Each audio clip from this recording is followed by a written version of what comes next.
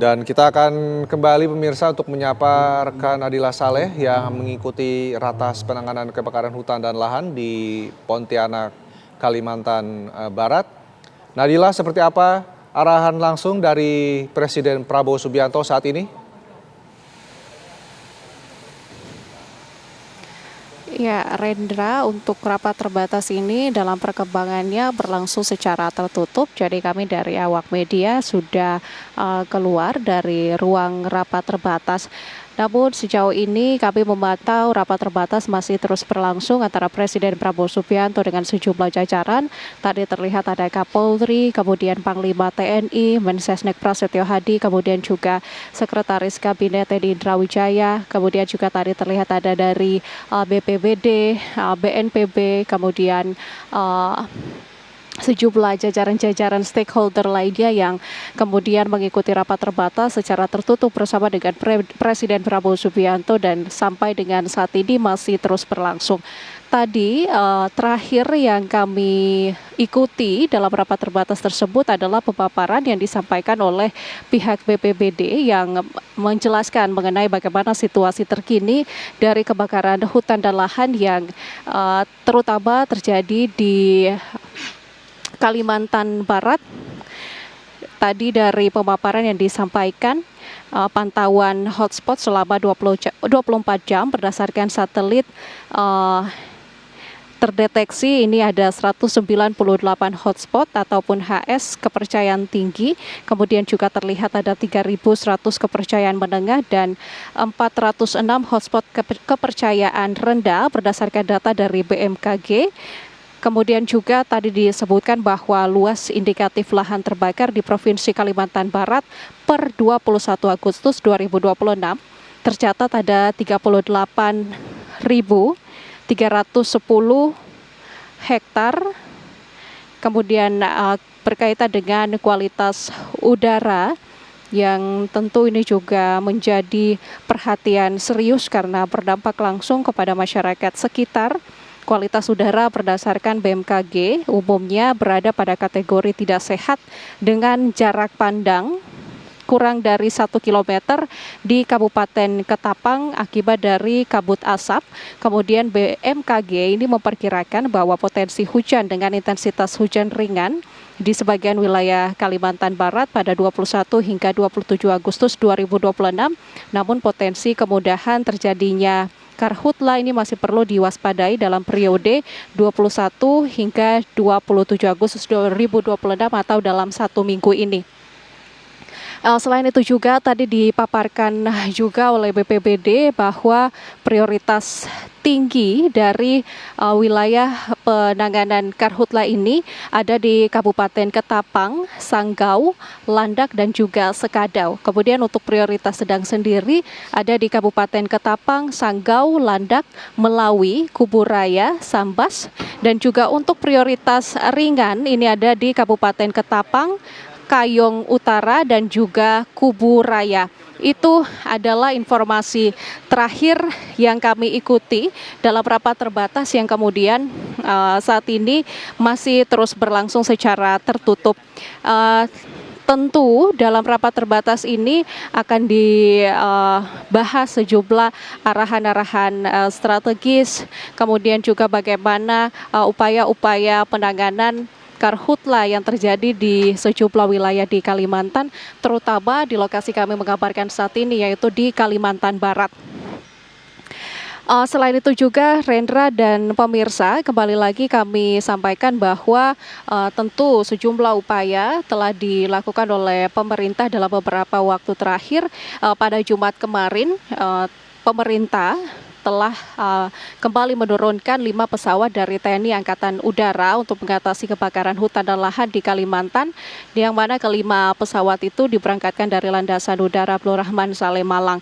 Dari laporan BNPB sendiri mencatat sudah ada sebanyak 52 pesawat yang kemudian telah dikerahkan dalam operasi penanganan kebakaran hutan dan lahan di 6 provinsi dengan potensi kebakaran yang tinggi yaitu Riau, Jambi, Sumatera Selatan, Kalimantan Barat, Kalimantan Selatan dan juga Kalimantan Tengah.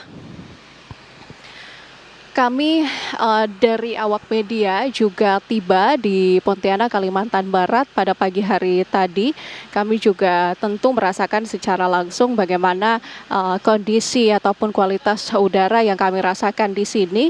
Eh, Kalau bisa kami gambarkan, kami juga bahkan perlu menggunakan masker untuk dapat bernafas dengan baik karena kondisi udara yang sangat berkabut.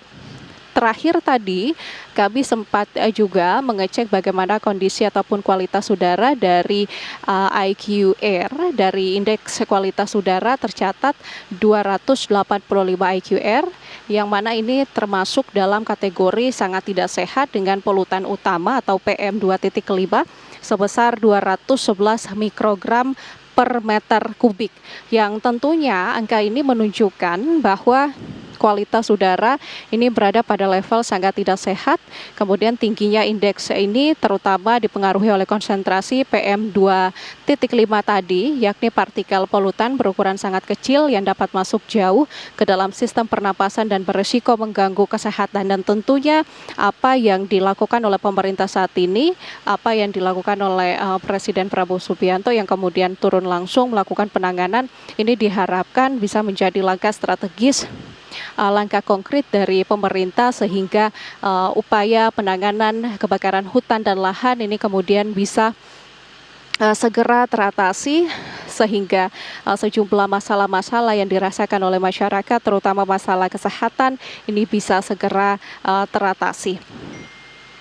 Selain itu juga Rendra dan pemirsa, kami juga tadi setibanya di lokasi ini ataupun di posko Lanut Supadio, kami juga tadi sempat melihat data ataupun data sebaran titik panas hotspot dari Badan Meteorologi, Klimatologi, dan Geofisika BMKG. Di Kalimantan Barat sendiri terdeteksi sudah ada sebanyak 3.704 titik panas hotspot yang tersebar di sejumlah wilayah Kalimantan Barat. Data ini merupakan pembaruan pada Sabtu 22 Agustus 2026 pukul 7.00 waktu Indonesia Barat pagi tadi. Tentu ini juga akan menjadi salah satu materi yang kemudian dibahas ataupun pembahasan yang didiskusikan dalam rapat terbatas hari ini antara Presiden Prabowo Subianto bersama dengan sejumlah jajaran yang sampai dengan saat ini sedang berlangsung. Rapat ini tadi berlangsung terbuka sekitar kurang lebih 15 menit, kemudian kembali tertutup. Dan perlu kami sampaikan juga bagaimana kemudian, ya Rendra? Baik, Nadila, tahan dulu laporan Anda, nanti kami akan kembali kepada Anda untuk memantau bagaimana perkembangan terkini rapat penanganan kebakaran hutan dan lahan yang masih berlangsung di Lanut Supadio. Dan kita akan menyapa rekan Dede Septa yang saat ini berada di Palangkaraya, Kalimantan Tengah. Bagaimana kondisi penanganan kebakaran di sana, Dede Septa? Apakah kendala yang dialami oleh para petugas di sana? Ya, Renhard, dan saya sampaikan untuk kondisi kebakaran hutan dan lahan di Kota Palangkaraya ini terus terjadi dan juga sejumlah petugas terus berjibaku menyekat titik-titik api yang sudah mengarah ke permukiman warga. Dan tepat di belakang saya di Jalan Yosudarso ini petugas dari Dinas Kehutanan, Brimob, Sabaran, BPBD, dan beberapa lainnya terus terjibaku menahan lajunya jalan api karena api di kawasan Jalan Sudarso ini sudah mendekati permukiman warga dan membahayakan keselamatan warga sekitar.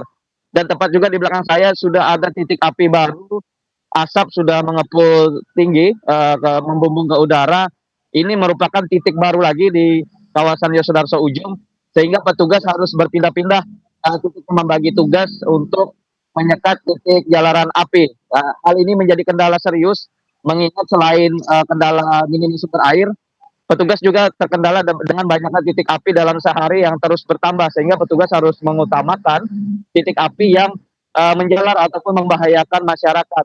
Gitu, dengan dan keterbatasan personil maupun kecepatan sumber air, petugas hanya bisa mengandalkan truk-truk tangki dan juga sumur bor yang ada di sekitar rumah warga.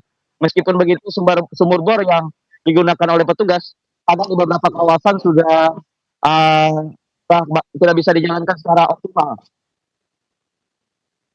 Baik, Dede, nanti kami akan kembali ingin mengetahui bagaimana kondisi dari dampak ya secara langsung pada warga di sana. Apakah aktivitas warga juga terganggu akibat kebakaran hutan dan lahan yang terjadi di sana. Namun ditahan dulu, Dede Septa, Breaking News TV One akan kembali saat lagi, tetaplah bersama kami.